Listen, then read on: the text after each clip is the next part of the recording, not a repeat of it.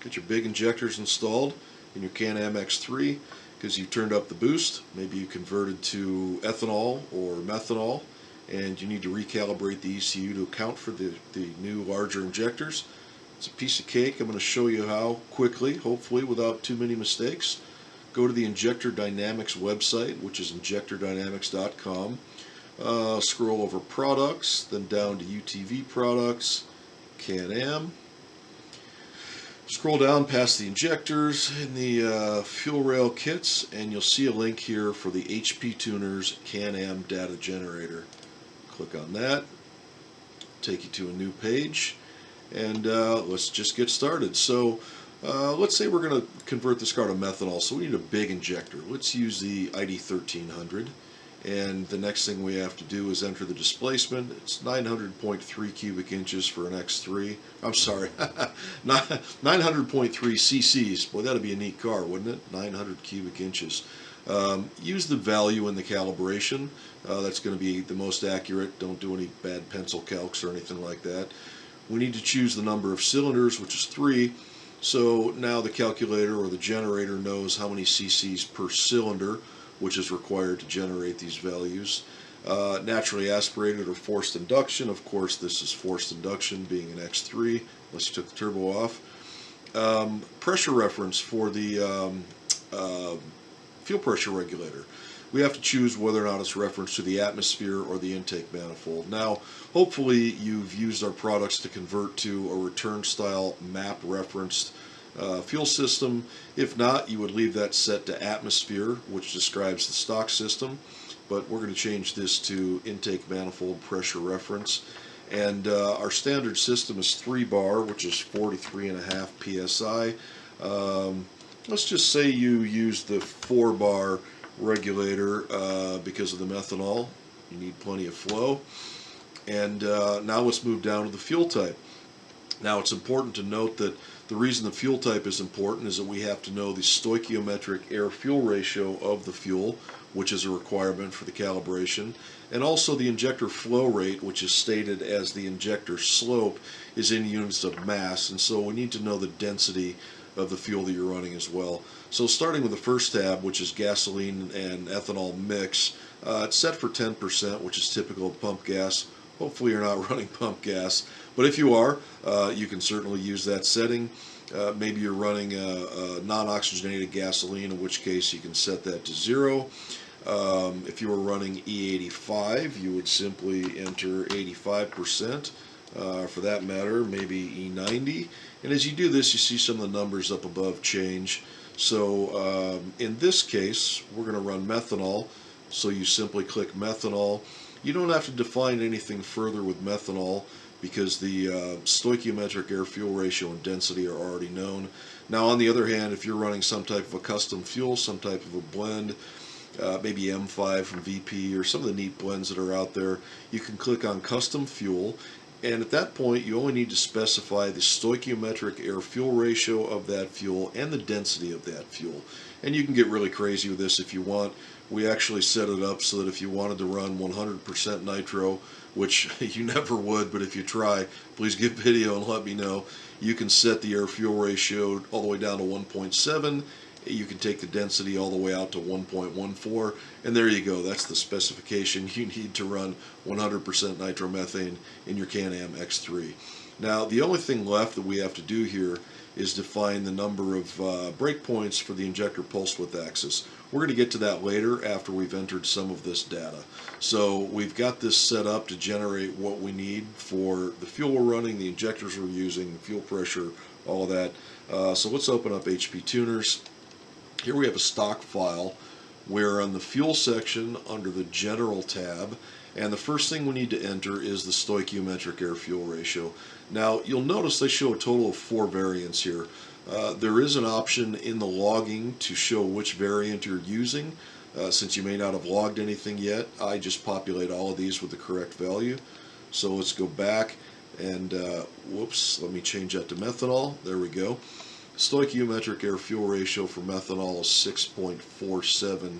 So double click, and then to select it, right click to copy. Go back into HP Tuners, the same thing, double click, right click to paste, Repeat that for the other variants, unless you know for sure which variant describes your vehicle.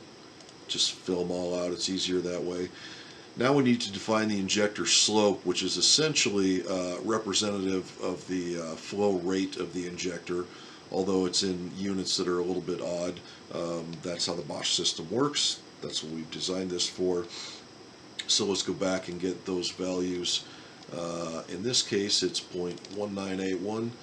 Same thing, select it, right click, copy, back in, paste, do it again, paste, and let's see here, the injector constant multiplier opens up a window that shows a correction to injector flow rate versus fuel pressure. So the first thing we need to do is correct the axes here, the breakpoints in the axes.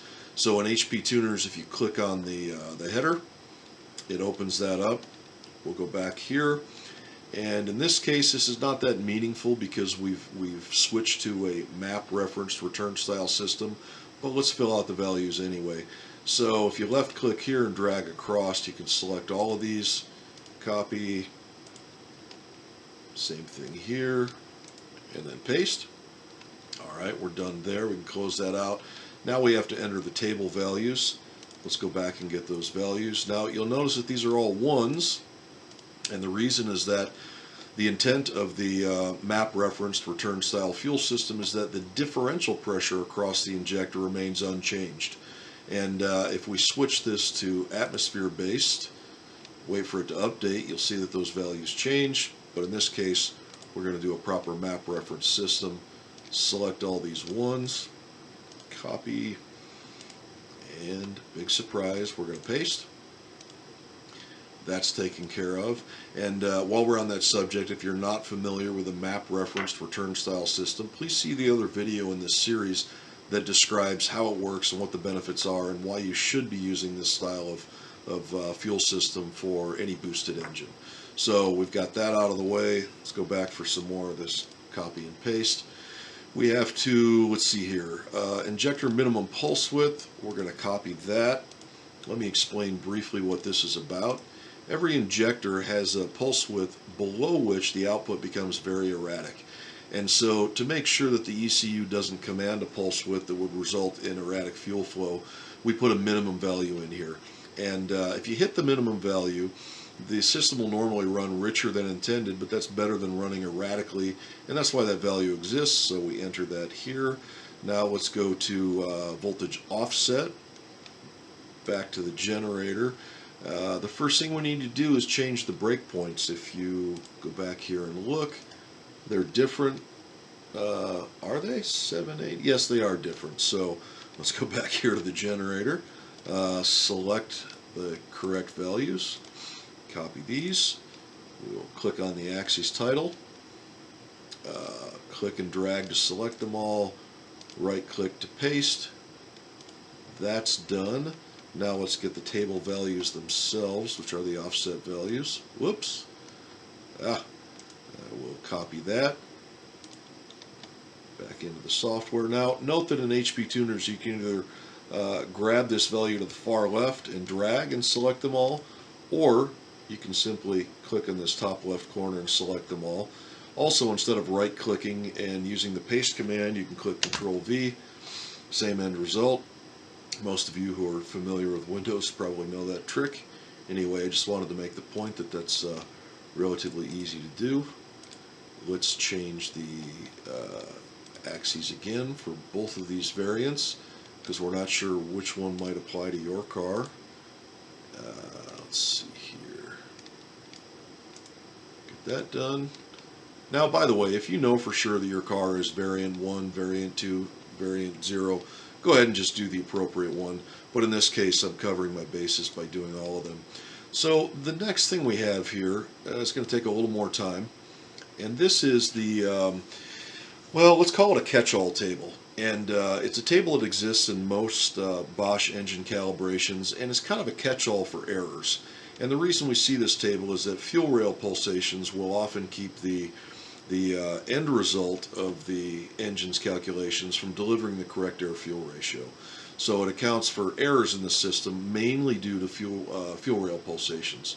So one of the things we have to do here is count the number of breakpoints that we have here for the injector pulse width. And you remember when I was here before, we scrolled down and I said this is something we'll get to later. Well, it's later and we're here. Now, I happen to know that the X3 uses 20 breakpoints, but other vehicles may use more, may use less, and I'll show you what happens here if I scoot that up to, say, 25 breakpoints. Let's get it to update. It creates 25 breakpoints from the lowest pulse width, the minimum pulse width value, to the highest that could be expected to be used. We can bring that all the way down to, it looks like 15. As I said, the X3 uses 20, so set that to 20. Make sure that's correct, but don't take my word for it. Go into the calibration and count just to be sure. There's no reason to get that wrong. It's just going to make a mess of things if you do. So go back here. And one more thing I'd like to mention, as we've been working with this so far, we'll select entire rows of data, but we find that when we make a selection on a three-dimensional table, it didn't always paste correctly. So what we've done is provide these buttons that copies the entire data set and converts it to a format that HP tuners will recognize so that the data pastes in correctly. So we're going to copy the pulse width axes. We're going to go back to HP tuners. We're going to select the label to get to those breakpoints. Select them all. Paste. Now we've changed our breakpoints. And we're going to have to do this a few more times, unfortunately. So we'll do it again on this table. Again, unless you know which variant applies to your car, you don't need to bother. But let's just get all of them while we're here. All in one shot. It's not that bad. It is just copy and paste after all. A few keystrokes will all survive.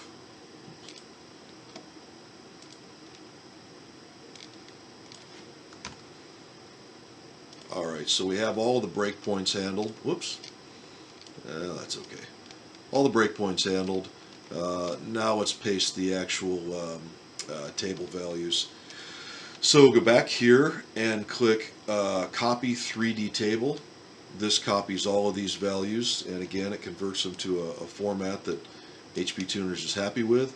Now you can click in one corner and drag to select all of these, right? But the other thing you can do is just click in this one white cell in the top left corner, right click, paste, and all the values are updated. So let's take a look at the graphic and make sure that this looks as we think it should. It does, and I'll describe later why it's shaped like that after I paste these other three. So let's get that one out of the way. This one. Again, I'm going to do the visual just to make sure. It's just a quick, easy check.